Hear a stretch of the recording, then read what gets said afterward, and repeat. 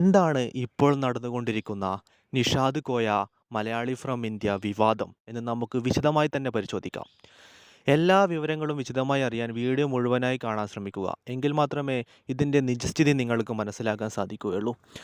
ആദ്യം സംഭവിക്കുന്നത് എന്ന് പറഞ്ഞാൽ നിഷാദ് കോയ ഇൻഡോ പാക് എന്ന പേരിൽ ഒരു സ്ക്രിപ്റ്റ് എഴുതുകയും അത് സംവിധായകൻ ജോഷിയോട് പറയുകയും ജയസൂര്യ എന്ന നടനെ കേന്ദ്ര കഥാപാത്രമാക്കി ആ സിനിമ ചെയ്യാൻ അവർ തീരുമാനിക്കുകയും ചെയ്യുന്നു. മാമാങ്കം പ്രൊഡ്യൂസ് ചെയ്ത കാവ്യ ഫിലിംസ് ഈ സിനിമ പ്രൊഡ്യൂസ് ചെയ്യാൻ തയ്യാറാവുകയും ചെയ്തു. എന്നാൽ ദുബായിൽ ആ സമയത്തെ കാലാവസ്ഥയും പിന്നെ പ്രൊഡക്ഷൻ്റെ വലിയ കോസ്റ്റും കാരണം ആ സിനിമ അപ്പോൾ നടക്കാതെ വരികയും ഡ്രോപ്പ് ചെയ്യേണ്ട അവസ്ഥ വരികയും ചെയ്തു. എന്നാൽ ഈ സിനിമയുടെ പ്രധാന കഥ അറിയാവുന്ന ജയസൂര്യ ഒരു പരസ്യ ചിത്രീകരണത്തിനിടെ ആ പരസ്യം സംവിധാനം ചെയ്ത ഡിജോയോട് ഈ സിനിമയുടെ വൺ ലൈൻ പറയുകയും ഡിജോയ്ക്ക് ഇത് വളരെയധികം ഇഷ്ടപ്പെടുകയും ഡിജോ ഇഷ്ടപ്പെട്ട രീതിയിൽ ജയസൂര്യയോട് സംസാരിക്കുകയും ചെയ്തു. ആ സമയത്ത് ജയസൂര്യ നിഷാദ് കോയോട് സംസാരിക്കുകയും നിങ്ങൾ ഡിജോയെ സംസാരിക്കണമെന്നും ഡിജോയ്ക്ക് ഈ കഥ ഇഷ്ടപ്പെട്ടിട്ടുണ്ട്, ഡിജോ സംവിധാനം ചെയ്യുമെന്ന രീതിയിൽ ജയസൂര്യ നിഷാദ് കോയോട് സംസാരിക്കുന്നു. പിന്നീട് നിഷാദ് കോയ ഡിജോയോട് ബന്ധപ്പെടാൻ ശ്രമിക്കുകയും എന്നാൽ എത്ര ബന്ധപ്പെടാൻ ശ്രമിച്ചിട്ടും നിഷാദ് കോയയ്ക്ക് ഡിജോവുമായി സംസാരിക്കാൻ കഴിയാതെ വന്നു.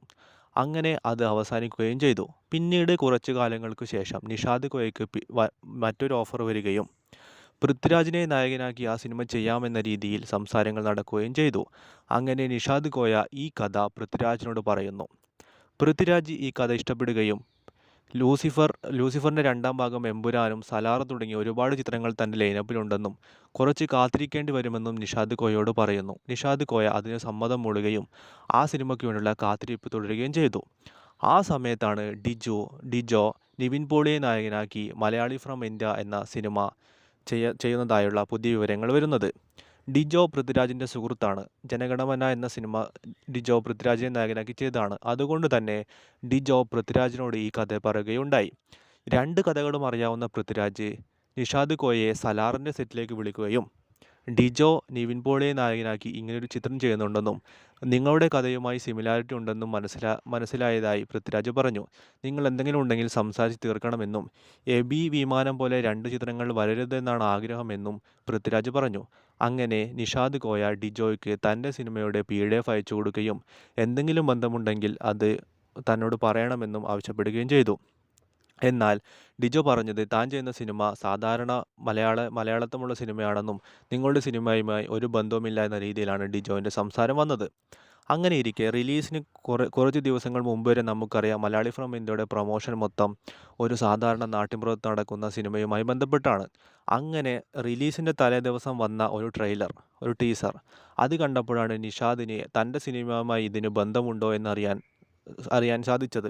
അങ്ങനെ റിലീസിന് തലേ ദിവസം നാളെ റിലീസ് ചെയ്യാൻ പോകുന്ന സിനിമയുടെ കഥ പ്രെഡിക്റ്റ് ചെയ്താലോ എന്ന രീതിയിൽ നിഷാദ് കോയ ഇതിൻ്റെ കഥ ഫേസ്ബുക്കിൽ എഴുതുകയും ആ സമയത്ത് ലിസ്റ്റിൻ സ്റ്റീഫൻ ഫെഫ്ക ഭാരവാഹികളുടെ ഇടപെടൽ കൊണ്ട് ആ ഫേസ്ബുക്ക് പോസ്റ്റ് ഡിലീറ്റ് ആക്കിപ്പിക്കുകയും ചെയ്യുന്നു.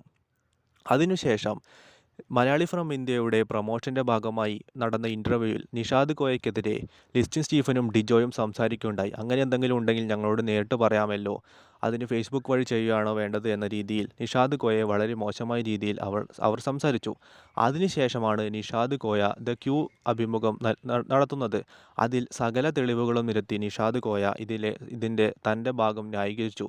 ഡിജോയ്ക്ക് അയച്ചു കൊടുത്ത വാട്സപ്പ് സ്ക്രീൻഷോട്ടും ലിസ്റ്റിൻ സ്റ്റീഫനെ വക്കീൽ വഴി ബന്ധപ്പെടാൻ ശ്രമിച്ചു തുടങ്ങിയ എല്ലാ കാര്യങ്ങളും നിഷാദ് കോയ തെളിയിച്ചു. അപ്പോൾ നിഷാദ് കോയയുടെ ഭാഗത്താണ് ശരിയെന്ന അവസ്ഥയിലേക്ക് എത്തി. എന്നാൽ കഴിഞ്ഞ ദിവസമാണ് ബി ഉണ്ണികൃഷ്ണൻ, ഫെഫ്ക ഭാരവാഹികൾ, തിരക്കഥ, screen play union writers, producers association തുടങ്ങി എല്ലാവരും ചേർന്നൊരു വാർത്താ സമ്മേളനം വിളിക്കുകയും ഡിജോ നിഷാദ് കോയ അയച്ചു കൊടുത്ത സ്ക്രീൻഷോട്ട് അതായത് PDF ഡൗൺലോഡ് ചെയ്തിട്ടില്ല എന്നും ഇതിനു മുമ്പും ഇതുപോലുള്ള കഥകൾ മലയാളത്തിൽ ആലോചിച്ചിട്ടുണ്ടെന്നും ഉള്ള രീതിയിൽ അവർ സ്ഥാപിക്കാൻ ശ്രമിക്കുന്നത്. എന്നാൽ ഈ ഒരു സംഭവത്തിൽ എനിക്ക് തോന്നുന്നത് ന്യായം മൊത്തം നിഷാദ് കോയയുടെ ഭാഗത്താണ്.